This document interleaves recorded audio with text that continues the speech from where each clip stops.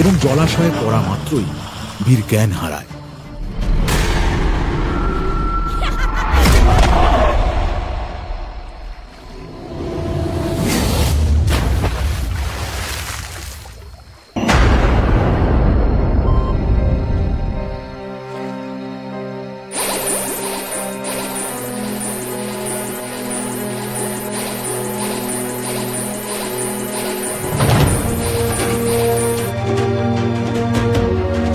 ওঠো বীর, ওঠো। কে কে তুমি? আমি জল মানব, রাজবাড়ির এই পুকুরেই আমার বাস। রাজবাড়ির ভিতরেই তো আমার সোনপরীকে ওই দুষ্ট রাক্ষসী পাথরের মূর্তিতে পরিণত করে রেখেছে। আমাকে সোনপরীকে উদ্ধার করতে যেতেই হবে, হ্যাঁ, যেতেই হবে। দাঁড়াও বীর, তুমি ওর সঙ্গে যতই শক্তির লড়াই করো না কেন, ওর শক্তির কাছে তোমাকে হার মানতেই হবে। কারণ ও একটা মায়াবী রাক্ষসী, বিভিন্ন তন্ত্র কালো জাদুর মাধ্যমে প্রতিনিয়ত নিজের শক্তিও বৃদ্ধি করে চলেছে। ওর যতই শক্তি থাকুক না কেন, আমি ওর সাথে লড়াই করব। কিন্তু তার ফল হবে মৃত্যু। আমি বীর, আমি কাউকে ভয় পাই না। তোমার মৃত্যু নয়, সোনপরীর মৃত্যু। সোনপরীর মৃত্যু? হ্যাঁ, ওর শরীরে তুমি যতগুলো আঘাত করবে, সেসব আঘাত গিয়ে পড়বে তোমার সোনপরীর শরীরে। আঘাতের একটা ক্ষত কিন্তু ওকে আহত করতে পারবে না। তাহলে আমি কি করব? কি করে আমার সোনপরীকে ওর কাছ থেকে উদ্ধার করব? ওই দুষ্টু রাক্ষসীকে হত্যা করার একটাই উপায় আছে। কি উপায় বলো আমায়। প্রত্যেক পূর্ণিমা রাতে এই রাজবাড়ির উপর দিয়ে একটা সাদা পায়রা উড়ে যায়।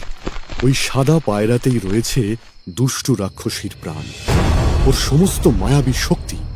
ওকে যদি কোনোভাবে বন্দি করে এই জলাশয়ে ডুবিয়ে দেওয়া যায়, তবেই ওই দুষ্টু রাক্ষসী ধ্বংস হবে, প্রাণ পাবে সমস্ত পাথরের মূর্তি।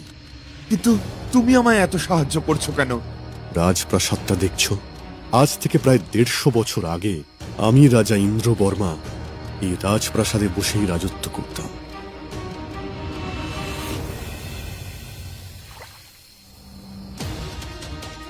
তার মানে? হ্যাঁ, ওই রাক্ষসী আমার সন্তান, আমার পরিবারের সবাইকে কেড়ে নিয়েছে। চোখের সামনে সবাইকে হারাতে দেখে আমি সহ্য করতে পারিনি। তাই দুঃখে আমি এই জলাশয়ে এসে আত্মহত্যা করি। আর তারপর থেকেই প্রতিশোধের আশায় আমি এই জলাশয়ে জল মানব হয়ে ঘুরে বেড়াচ্ছি। কিন্তু ওই রাক্ষসীর সঙ্গে লড়াই করতে আমি ব্যর্থ হয়েছি। তবে তোমাকে দেখে বুঝেছি তোমার মধ্যে সেই ক্ষমতা আছে। তুমিই পারবে ওই রাক্ষসীকে শেষ করে আমার প্রতিশোধের আগুনটা নেভাতে। ওই রাক্ষসীর মৃত্যু আমার হাতেই রয়েছে। রাজা ইন্দ্রবর্মা, আমি আপনাকে কথা দিচ্ছি।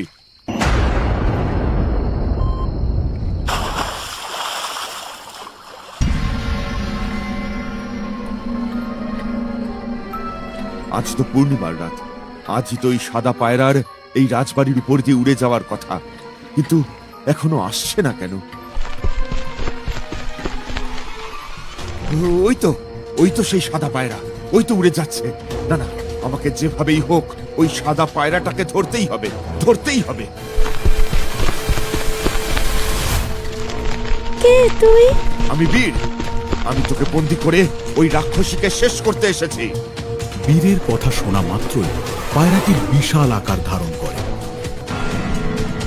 তুই আমাকে বন্দি করবি? আমাকে?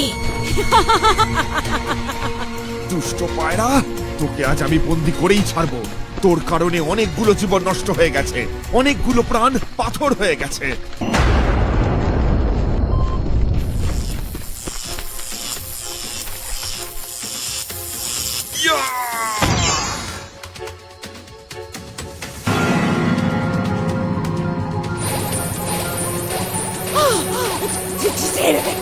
ছেড়ে দে আমায়, ছেড়ে দে আমায়।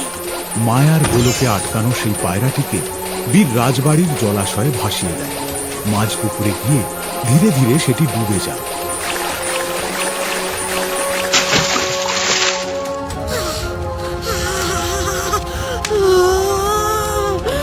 কি হচ্ছে এটা? আমার সাথে কি হচ্ছে?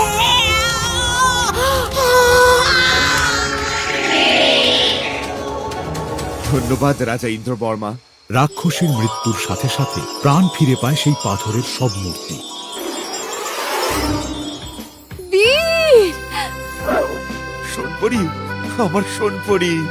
অনেক বাধা বিপত্তি পেরিয়ে সোনপরি ও বীর আবার এক হয়। ভোরের আলো ফুটতেই তারা দুজনে সেই অভিশপ্ত রাজ্য ছেড়ে গৌরগঞ্জ রাজ্যের উদ্দেশ্যে রওনা হয়।